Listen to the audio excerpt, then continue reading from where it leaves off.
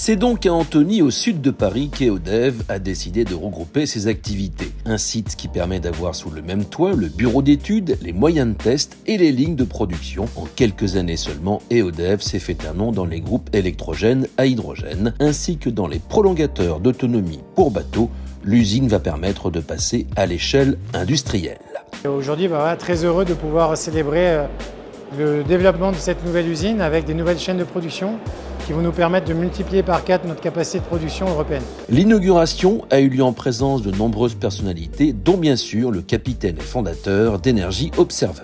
EODEV, c'est Energy Observer Développement. Je l'ai fondé en 2019, donc ça fait maintenant 6 ans. J'en étais le président fondateur. J'ai cédé les rênes, la présidence du conseil d'administration à Thierry Besse pour m'occuper de toutes les autres activités d'Energy Observer. Et voilà, je suis hyper fier du travail accompli avec les 80 collaborateurs d'EODEV, avec Jérémy Lagarrigue, son directeur général.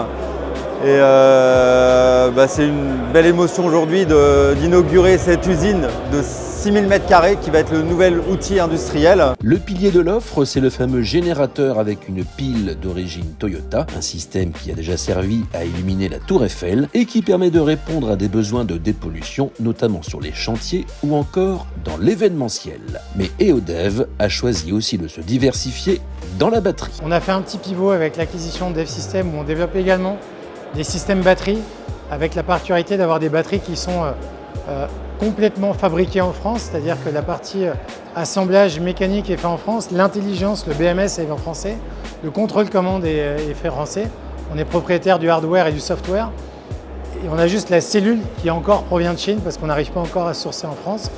Et sinon, bien sûr, les technologies que vous connaissez déjà, nos générateurs hydrogène et le range extender hydrogène, avec pas mal de bateaux qui viennent d'être mis à l'eau et notamment présenté à l'UNOC à Nice il y a quelques jours. Et voici une démonstration du groupe électrogène à batterie qui a servi à faire la recharge de ce modèle de véhicule électrique d'un constructeur français. Pour EODEV, cette activité est complémentaire. C'est fondamental, le mix énergétique du futur sera pluri-énergie. Il y a trop souvent des gens qui opposent les technologies alors qu'elles sont parfaitement complémentaires. L'exemple de la complémentarité batterie-hydrogène, dans un générateur hydrogène, on a 44 kWh de batterie, donc c'est déjà un BESS à part entière avec un range extender hydrogène. On a simplement, pour adresser le marché aujourd'hui, parce que le marché est encore très orienté et de plus en plus avec la guerre économique et géopolitique qui est en train de se passer, de conserver des solutions polluantes diesel. Et du coup, ce qu'on leur propose, c'est d'utiliser des systèmes batterie pour utiliser le moteur diesel au bon rendement et leur proposer d'avoir 50% d'économie de carburant. Cette économie de carburant permet de payer la solution batterie.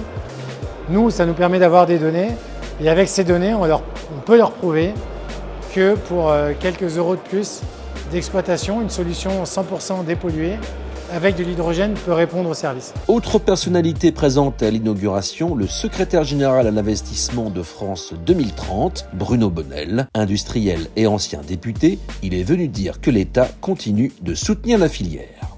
Il y a un cap clair, le président de la République l'a fixé, l'hydrogène est là pour longtemps et la France veut devenir leader. Qu'il y ait des tempêtes, c'est la vie de toute innovation de rupture. Donc oui, je sais que c'est un moment difficile pour la filière, où il y a des retards, où il y a des incompréhensions, où il y a du manque de financement, où il y a du manque de confiance. Et puis il y a également une volonté de un peu freiner l'hydrogène décarboné parfois, parce que c'est plus facile de craquer du pétrole que de trouver de l'hydrogène décarboné à partir d'électrolyse, de la biomasse, etc. Mais en attendant l'hydrogène vert, on se montre pragmatique chez EODEV. Aujourd'hui, tout le monde voulait avoir de l'hydrogène vert pour développer l'écosystème hydrogène. On a prouvé avec nos générateurs que même avec de l'hydrogène gris, on arrive à proposer du crédit carbone. On a 40% d'économie de CO2, 100% de dépollution. Donc même avec de l'hydrogène gris qui aujourd'hui est moins cher que du diesel, nos solutions fonctionnent. Et tous les pays aujourd'hui qui sont porteurs fonctionnent avec de l'hydrogène gris. En attendant l'arrivée de l'hydrogène vert, c'est vraiment un trend qu'on doit faire et ne pas opposer les batteries, les biocarburants, le nucléaire avec l'hydrogène. Tout ça doit travailler ensemble et tout ça doit aider à accélérer la transition énergétique. Entourée de partenaires solides et très tournée vers l'export, l'entreprise va pouvoir tranquillement monter en puissance.